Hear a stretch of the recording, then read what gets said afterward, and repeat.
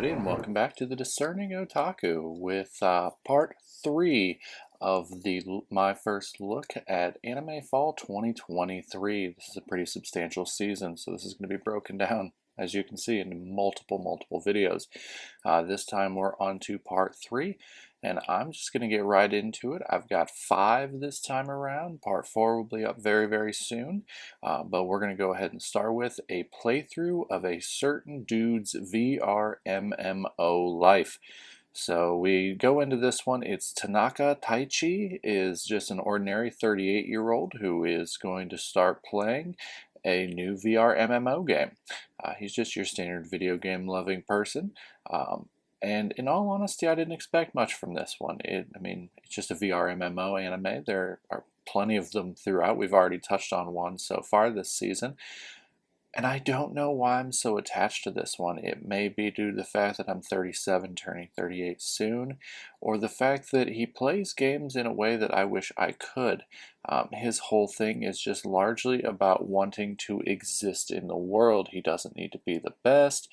He just really wants to exist, so he takes a bunch of quote-unquote trash skills, things that should get him ignored by major players, so that he can just go ahead and enjoy his time gaming, because since he is a standard middle-aged person, he doesn't have a whole lot of time to play.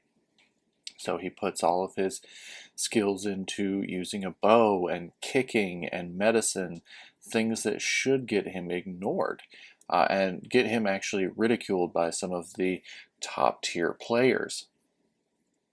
Pretty quickly he makes friends with 2 other characters. Unbeknownst to him, they just seem to be random people, and as of the first episode, they are just random people who want to be friends with him in the game. But pretty quickly, as he starts leveling up his skills, he notices something. So he puts a lot of his stats into cooking fairly quickly, and inadvertently makes a bunch of money off of selling these foods that he's making. Because as it being a VR MMO game, you can taste and smell in the game, and the food that the game provides is not particularly good. Another skill he puts a lot of time into is medicine, which should be nothing, as you can buy medicine from NPCs for fairly cheap, as he brings up pretty often. But then pretty quickly, the NPCs stop selling medicine, and lo and behold, he is now a wanted person. People are wanting the things that he provides to them. So pretty quickly he becomes somebody who is fairly popular in the game, which he had not planned on. So maybe it's due to the fact that this is how I would play a game if these type of games existed, where I just kind of want to exist in that world.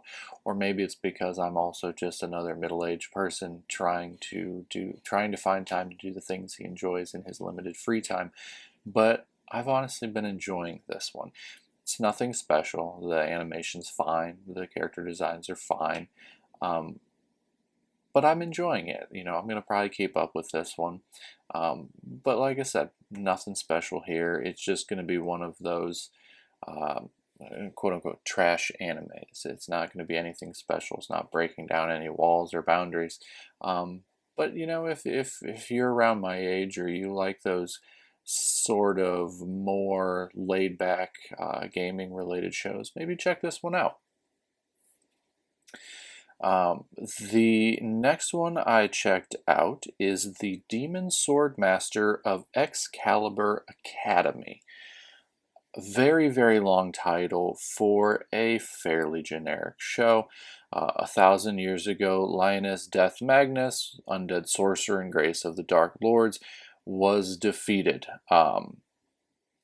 Literally starts off with a grand battle, his being defeated, and as such in most fantasy animes, he is an undead lord, so he makes the claim, in 1,000 years I'll be reincarnated, and I will come back and have my revenge, yada yada yada, so on and so forth. We then scoot forward into the future as 2 young women are journeying through a dungeon trying to remove any void creatures, and they stumble upon a giant crystal.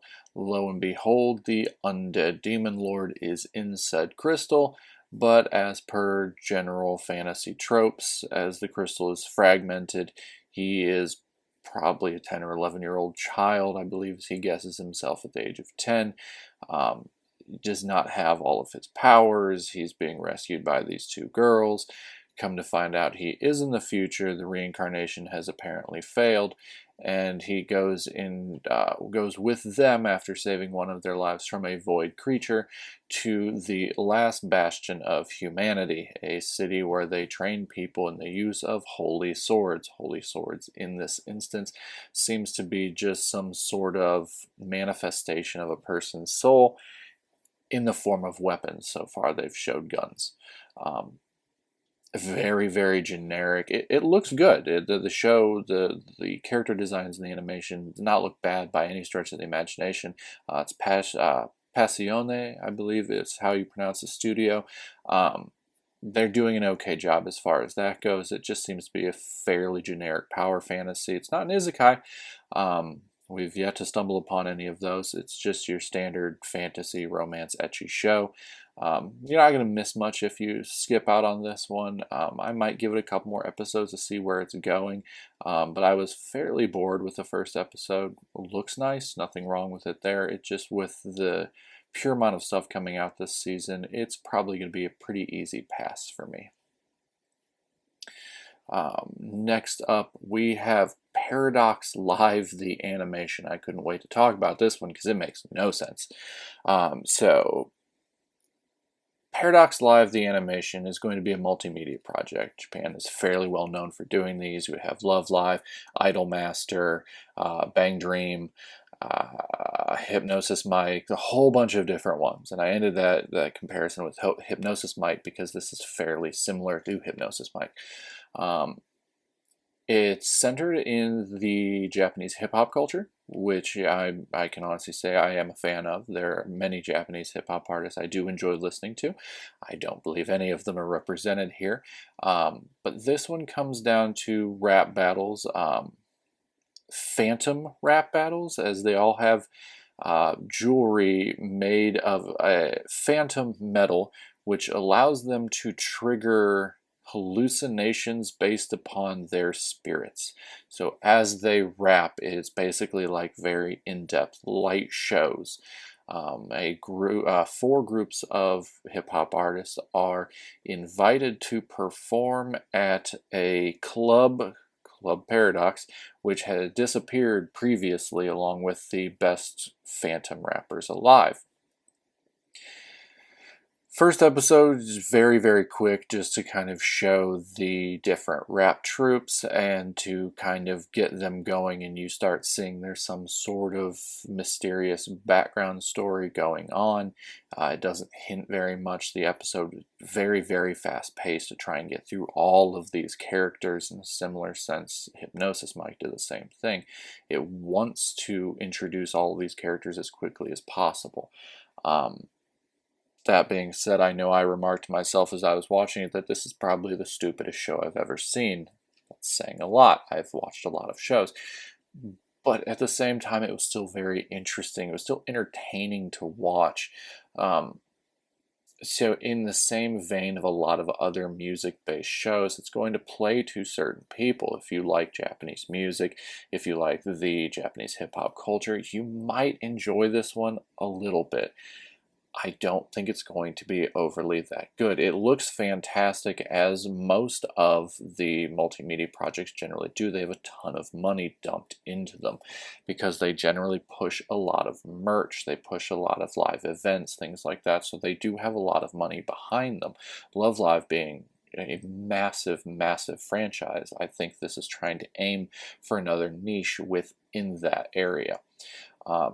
It's an interesting show. The animation's fantastic. The music's not bad. It's not good, but it's not bad. So if you're looking for something akin to Hypnosis Mic, this might fill that void, although we do have Hypnosis Mic Season 2 this season. I will touch on the sequels again in a later video.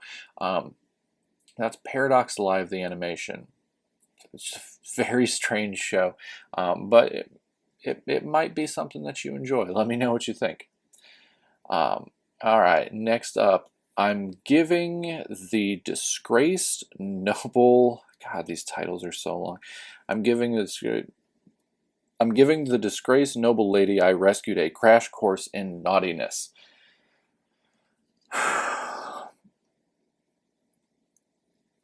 Don't. It's stupid. It's so stupid. I made it through the first episode, immediately clicked drop on Mal. It's not... A noble lady is said to have committed a crime by the prince that she is engaged to. It's pretty quickly discovered that for some reason or other he's made up these charges to get out of his betrothal with her, as per a billion different fantasy tropes through and through. This is a common thing. She is then escapes, runs from the country, is chased by soldiers, trips down a hill out in the woods when she's trying to escape to a giant mansion to see if somebody can help her, is then rescued by a demon lord. He saves her. He then decides that he's going to hire her because he too at one point in his past was, he had people screw him over. So he's going to rescue her. But she's like, you can't do that. You'll bring trouble. He goes, fine, I'll hire you. She says, you can't do that. He goes, fine, put a death curse on myself. Puts a death curse on himself until she agrees, and then that's basically the premise of the entire thing. At that point, he finds out that she's basically been treated like a servant the entire time she's been a noble. And so then he makes it his life's mission to show her all of the naughty things in the world, aka hobbies and things that make you happy that aren't just your standard, eating and cleaning. So in the first episode, he goes and buys her a bunch of sweets and encourages her to eat the sweets. It is an insanely thin premise for a show that is going to be a romance slice of life show with mild supernatural effects to it, but I don't see it being particularly good. Like I said, I dropped it after episode 1. The only reason I put it on here is because I did go through I went through the process of watching it. I figured I might as well say something about it. But it is as generic goes. I really don't know who I would recommend this one to. So if anything, if that sounds interesting to you, maybe go ahead and check it out. But for anybody else, just go ahead and save your time. Don't really worry about it. It's going to be one of those low ones on this list. Although the next one on this list is even worse. So the next and last one for this video is KamiErabi God.app. I couldn't make it further than 10 minutes in this show. It is one of the most hideous shows I have ever seen. The animation is some bastardized amalgam of 3D and 2D. Every texture looks flat. The animations look clunky. It almost looks like FLCL grunge if they put absolutely no money into it. Apparently it is a death game to become God, which we've seen so many. Platinum ended that a few years ago and was also not great. Don't watch this one. Just please don't waste your time on it. Let them know that they can't keep getting away with putting out. It's basically shovelware in anime form. It is not good. The screenshots for it looked interesting. The story sounded a little interesting. Then when I got into it, it's just. It doesn't look good. I wish I could say anything pleasant about this. I really do, because I don't want to be negative towards it, but it is just very not good. Yeah, just don't. So as far as this video goes, I'm going to sum it up right there with those 5 shows. Let me know what you think. I had a little bit more negativity this episode because there was a lot more stuff that I finished and then dropped, which is very strange for me. I don't usually drop this many shows this quickly, but there's a lot of stuff coming out this season, so I can really be picking and choosing and still have plenty of content to watch without really too many issues. So as per always, is there anything that you're watching? Am I wrong about any of these? Do you agree with any of these? Have you checked any of these out? Leave comments down below. like and subscribe if you really want to, if you enjoy what I'm doing. I really appreciate it. I got some new subscribers this past week. I really appreciate you guys. Thank you so much. And yeah, as per always, watch more anime, read more manga. You guys have a great day.